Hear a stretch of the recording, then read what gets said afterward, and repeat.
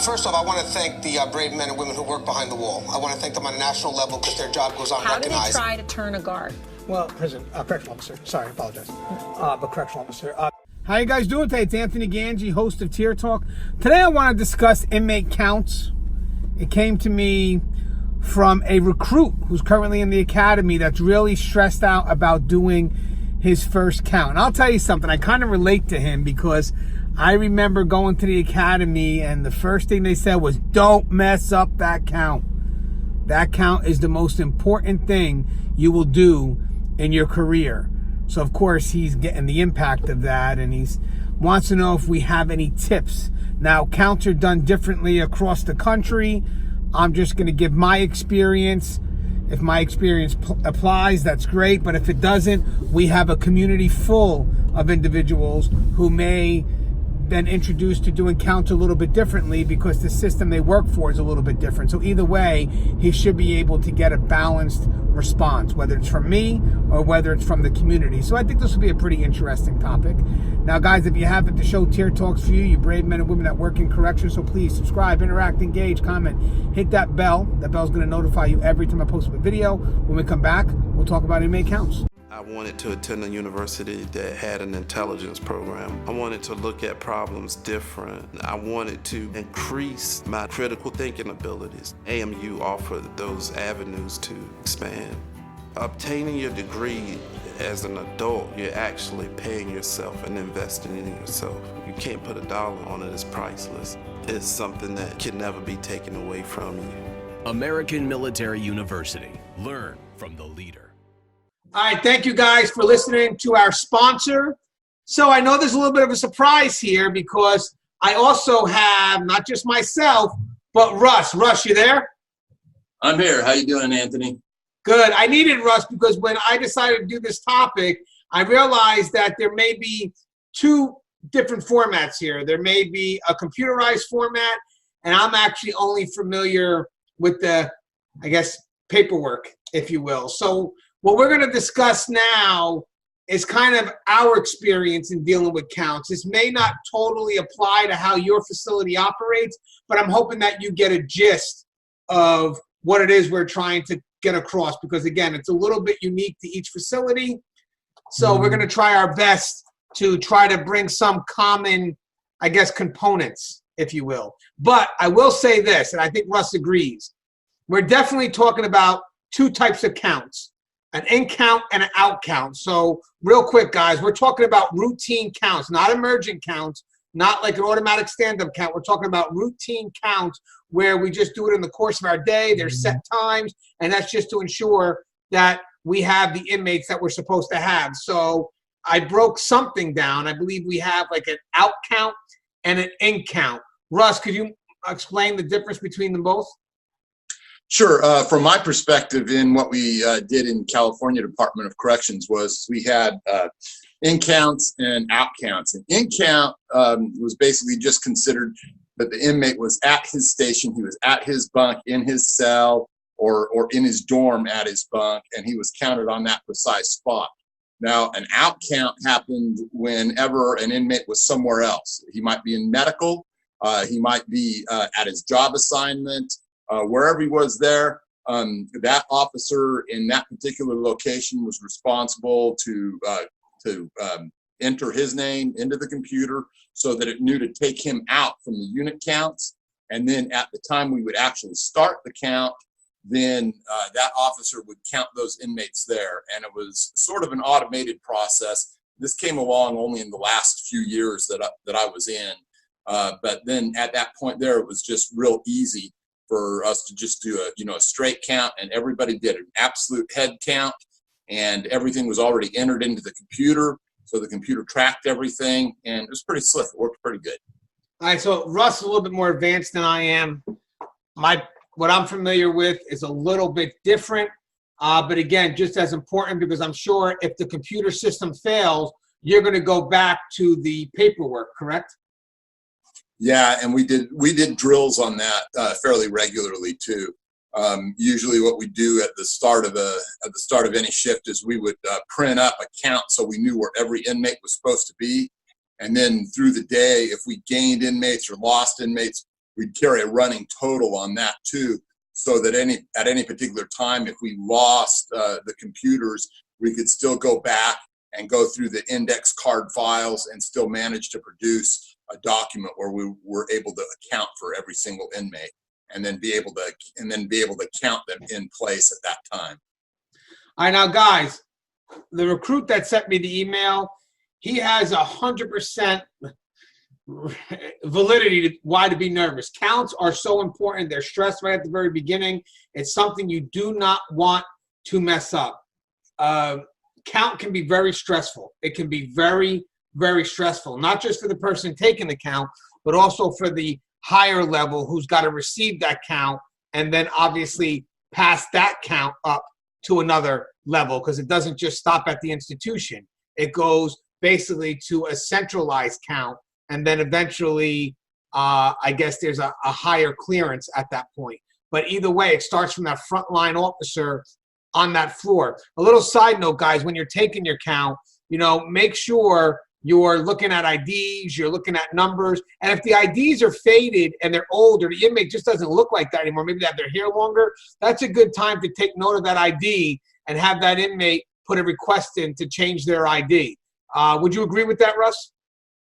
Yeah, absolutely. It might not seem like a big deal during a regular count, but boy, if you got faded IDs in the middle of an emergency count where you're trying to account for an inmate that somebody spotted, hitchhiking down the road or something like that, gets to be a big deal, because then all of a sudden you have an inmate that you can't positively identify.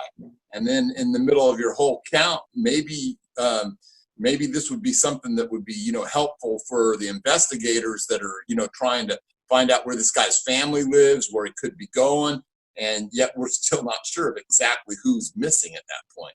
So yeah, it's always a great idea to, have, good IDs, so that, if we do have to do that emergency count, that we're not being got over on by someone who's actually planned an escape, God forbid.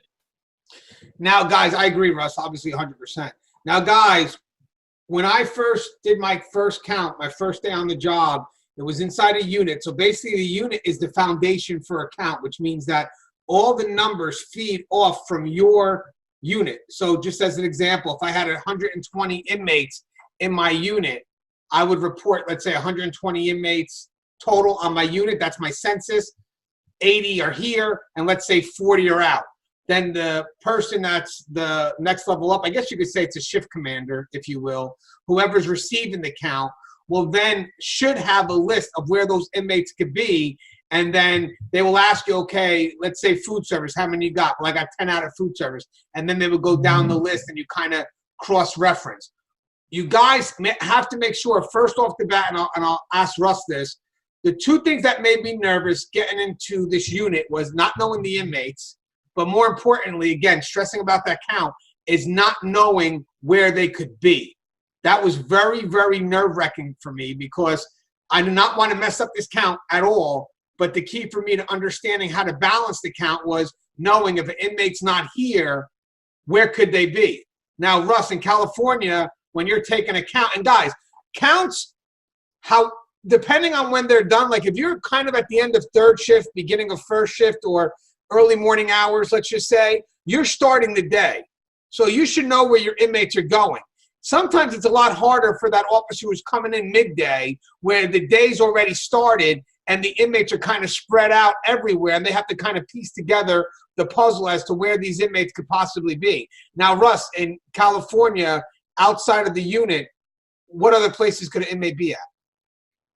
Oh, well, you just start making a list of that. They could be in culinary, they could be in medical, they could be in mental health, they could be in education, they could be in the chapel, they could be, they could be at not an outside function, but they could be at, some other programming function. Then on top of that, we had, in some areas we would have vocations, or they would be, at some kind of training. We had time, like when I was at San Quentin, we had a furniture factory, and a lot of the inmates would work down there. So there's just an endless number of places where inmates could end up at. And just to add a little bit, sometimes we have funeral trips, specialized trips, court trips. Yes, we have jobs, but different types of jobs. So there's a lot of locations that officer has to be aware of. And then when they do that count, that out count has to be specific to that location. Now, for some facilities, and guys, let me know how your facility does it. This is just general discussion. But again, each facility may operate differently. The first thing I want to take note of here is that what me and Russ just mentioned was know where inmates can be. That's key. That's key. You're looking to balance your numbers. The unit is the foundation. That's the number that we're feeding off of. So with that said, when you're conducting your count, the first thing you want to take note of are the specifics. So if you're doing a real count, you're going down those wings or on those tiers, and you're looking at IDs, numbers, faces. What else, Russ? Usually for us, it was really more a matter of, excuse me, of simple location, unless there was a problem with the count. So, so if we were going like in our buildings, for instance, each of our buildings would hold 200 inmates. So we'd go in the 200, and the officers would be responsible for a count in there, and they just had to make sure that they had the right number. Then in the unit across from that, which was dorms, the officers would have to go in and out of those dorms, and once again, just make sure they had the right number. Because at that point, some of these officers would be counting, 300, 400, 500 bodies at a time to come up with the right numbers. See, for me, the only reason why I would treat every count like that emerging count is sometimes when you work in a dorm or even wings, when you go down one wing, it may be hard for you to see behind you where inmates could try to switch beds or switch wings. So we always made a habit of, during those official counts, I want the ID at the tip end of your bed, and I want to see your face. I want to get your number. Again, that's just in case inmates tend to switch off. Or, again, when you're going down one wing, you could have inmates switching off on 2 other different wings. So I always believe that at that point, you kind of want to just really take a focus, look at the inmate, look at their face, make sure it matches with the ID. But again, when you have a bigger facility that Russ comes from, maybe they just seem to go about it a little bit more quicker, and if they don't have that right number, then you go back and get at it a little bit more in a secured fashion. But in my case here, I've always treated every count. When I said count up meant have your IDs out and stand next to your beds or sit on your bed. But I don't want you in another area, and I don't want you in the bathroom. That's key, because a lot of inmates, all of a sudden, that's when they have to go to the bathroom. The same counts every day. We're going to have a count at 5 minutes to 4 or whatever it is every day. So I'm sorry, man. I want to finish my count. So again, count up meant be by your bed, on your bed. It doesn't matter. Have your IDs out, have your IDs ready, and I want to see your face. But I guess I kind of treat it like an emergent stand-up count. But again, if you're working those dorms, Russ, maybe it is a good idea to just kind of match the face with that ID, and then obviously match that name with the sheet that you're walking around with. And guys, do me a favor, take that with you. Take your roster with you. If you're doing a paper count, I don't know how it would be for Russ. Maybe Russ could comment on his style, but take that roster with you. Don't wing it. Go name by name and check it off. Don't, I know all the inmates in this wing. I don't need my roster. No, take the roster with you, because when you're not there, new inmates could be moving in. You don't know. Always take that roster. What's your thoughts on that, Russ? Would your officers carry rosters? Yeah, at the beginning of each shift, we would always provide a new roster for them, and that would be, put in their little mailbox, and then they'd pick it up, and then that way they would have an idea of, who's supposed to be in their dorm and who's not, along with who had what privileges, or who was being, grounded from having privileges. So, it's kind of an important feature, especially if we would suddenly end up with a problem, because, sometimes an officer would go through there and say, okay, my count is 35 on this dorm, and he's supposed to have 36. And we're like, well, the housing roster shows 36, so, where's the problem? And so then sometimes you can look at that and go, looks like maybe somebody down in, say, vocation screwed it up and didn't add the guy right or whatever to his out count. So, it's just all dependent, but, there's nothing, more inherently important in a prison than getting a count done, because otherwise we don't have any basis to be able to say that we're safe and secure. No, I agree. And obviously, I believe that recruit should want to be on point when they do their count. Now, I had a little secret trick for me that I did as a rookie. But again, I don't know if you're going to be able to do this. But this is really, really where it comes with the partnership that you have with other staff. When I didn't know where the inmates could be, I checked my logbook. The logbook actually, at least for me, I don't know if it's going to be that way for Russ, actually broke down where the inmates were and which inmates were out, because when they called their, let's say, 4 o'clock counting or whatever the time was, they wrote down, okay, I have 120 inmates. I have 80 in, 40 out, 10 at food service, they would name the 10. 10 at whatever, they would name the 10. And it gave me kind of an idea, okay, these are where these inmates could be. Now, Russ mentioned that his numbers are so large, you're not maybe able to put that all in the logbook, but can you put by number, like, okay, 20 inmates in yard, just an average, and then maybe the location, so a new officer that's coming in who may not be familiar with where these inmates could be can at least have a general idea from the day before? Well, just to give you an idea of like the last yard that I worked was a dorm setting, and we had 38 dorms of 36 inmates each, and then and that was broken down into 6 sections with 1 officer each. So they would be going back and forth and doing hourly releases and stuff like that. Generally, I mean, it was never written down in a logbook anywhere. It was just there was an overall release list that we knew that those inmates, were going there, but no one was tracking them from that point unless they didn't arrive for some reason. So there was no central authority on that yard where all of this was, being kept or managed as any kind of data. It was just it was kind of a big free for all, but there was almost really no other way to manage it just because you had so few officers and so many inmates. We had about 1,100 inmates at one time on that yard, and probably about 11 officers to deal with it all. Well, there actually some facilities actually have what they call like a centralized pass list, and usually those pass lists get kind of done the day before, and this way when the movements are done the next day, they kind of go off that list. But again, it's very important that the people that receive that list actually look over to make sure that they're getting the right inmate and not just let every inmate by. You're given that list for a reason. There should be no reason why an inmate gets to an area that's not supposed to be if the list told them they had to be somewhere else. So that list is a very important list. And again, sometimes that list could actually be utilized as a count, because again, these are the inmates, this is where they should be. So what I did was, when I didn't know, again, I'm going on an older format, so this is actually great, because there could be a lot of facilities that actually work on something very similar to what I do, that paper format, but maybe there's some that have adopted the computerized system. But guys, if you have a whole different system, add in the comments below, because this is just how we learn from each other, but we're just talking from our experiences. When I looked at the logbook and I saw, okay, I could have inmates in these possible areas, what I did was I called the officers that were in those areas, because I knew at one point they would take a count before I did. So they would submit their count about a half an hour before I submitted mine, and then that would be what you would kind of compare to. So their count would get submitted, let's say, to the center area, where, that's where they take the count for the whole facility. And then I would call them. I say, hey, did you submit your count already? Yes.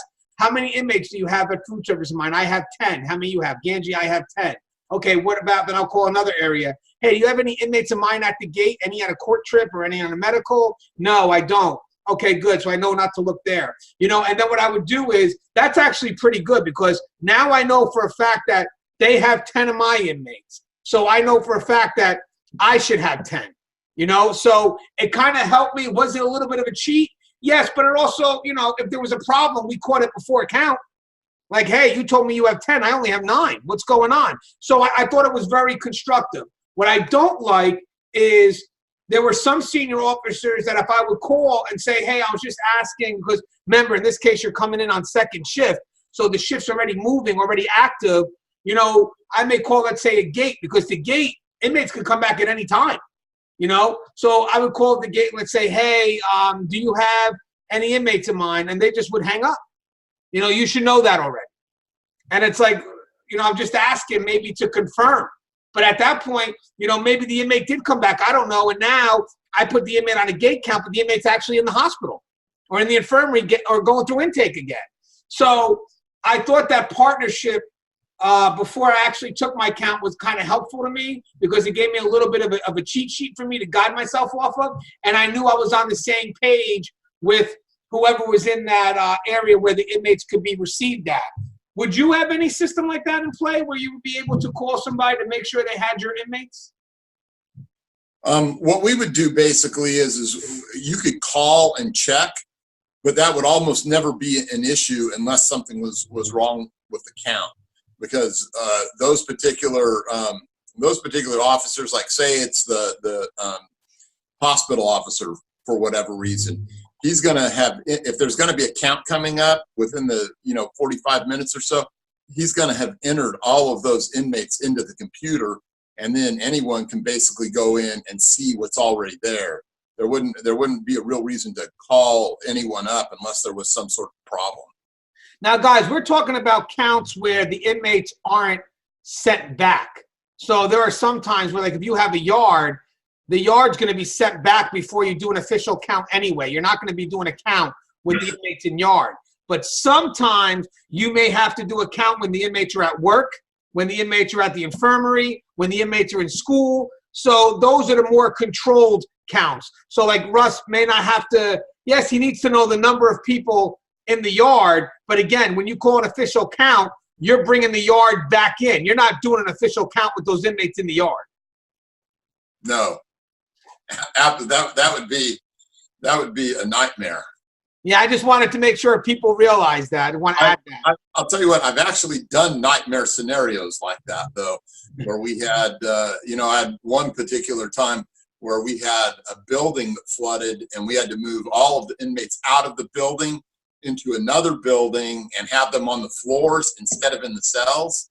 And so it was a real goat rope to get in there and, have people calling me in the count and just hoping that they were right about it all night long. And that's obviously outside of emergent situation. You're right. Obviously, there could be a time where you're going to have to manage a count on the yard, but it's really the unit officers counting their inmates in the yard. Yes. Just to make sure that whatever the reason is, they're there. I would also like to mention, because we're going to keep this quick, it's just a quick little vlog. I thought I wanted to bring Russ in. That's why we did it this way. But another thing I want to mention is if you happen to be in a receiving area. Now, guys, I want to mention something. In the morning when the day starts, there should be a lot of communication going. Like if I'm food service, as soon as I get my first batch of inmates, I'm probably going to be calling the unit saying, hey, I received 6 of yours.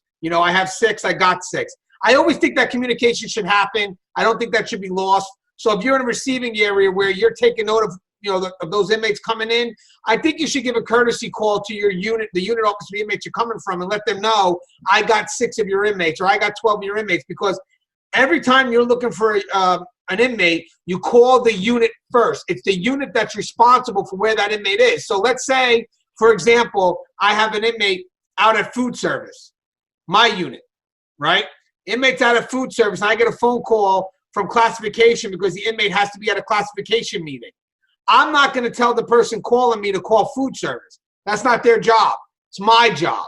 I'm the base unit. I'm going to hang up with classification, call food service, tell food service, send that inmate back to me, and then I will go ahead and give the inmate the pass or whatever they need to then go to classification. But at all times, I know where that inmate is. The last thing I want is for classification to call food service. Food service sends the inmate over, and then when someone calls me to ask me, because I'm going to be the person they call, where's your inmate? They're in food service. Well, why are they on the count for classification meeting?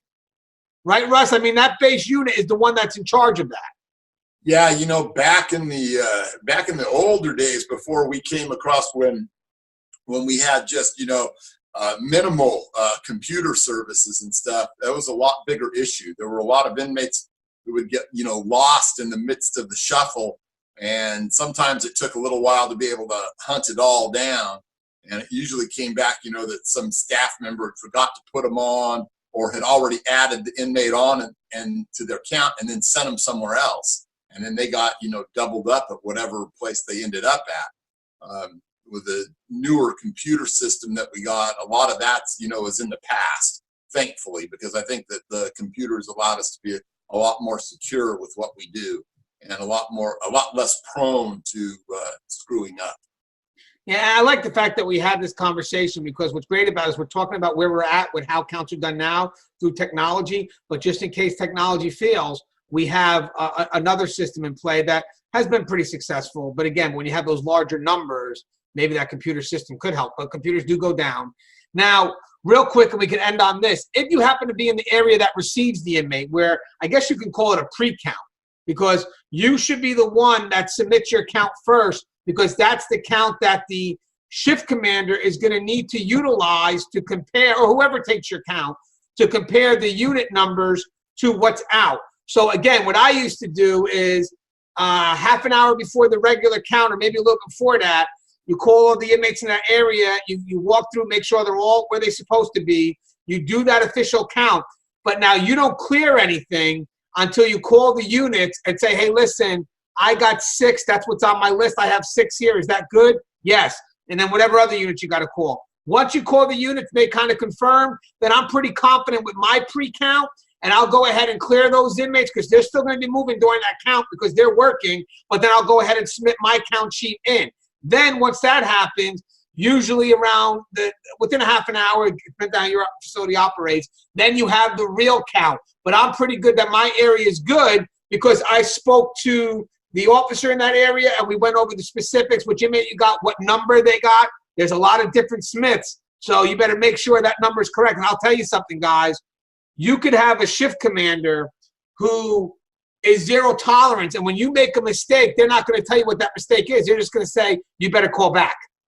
Like you're calling in. I mean, I've seen people struggle where, like, I have 96 inmates in my unit.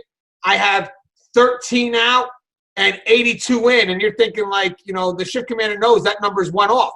Your math's a little wrong. But he's not telling the officer that. He's going to tell the officer, do me a favor, call back. Your count's wrong. Now the officer's scrambling, not realizing that maybe his count's correct, but he didn't do his math correct.